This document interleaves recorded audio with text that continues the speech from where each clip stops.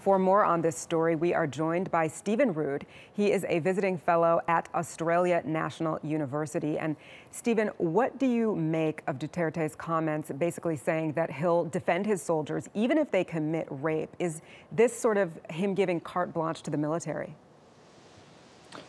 Well, he has long been promising his security forces, police and army, his support if they're doing their job.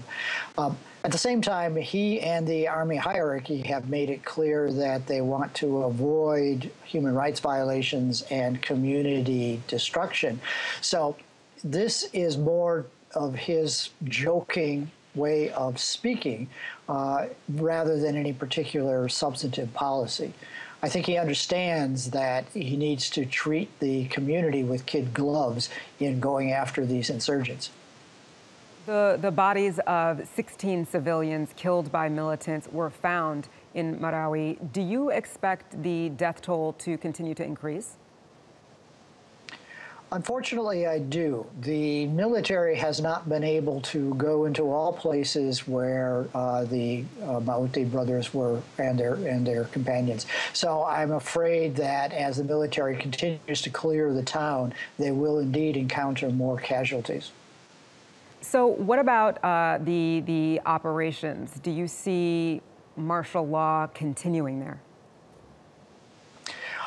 The martial law is for an initial 60-day period. The most recent time it was invoked, in fact, it was only in place for about 10 days after the situation stabilized.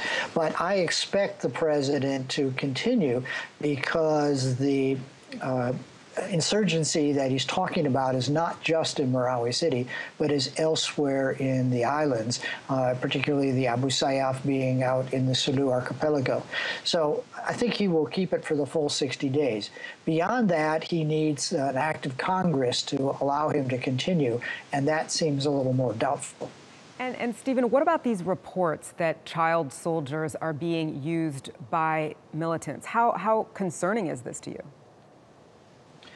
It is an unfortunate reality down there that often children who are orphans are recruited into these militant groups, given food, given instruction, given some basic Islamic training, and used.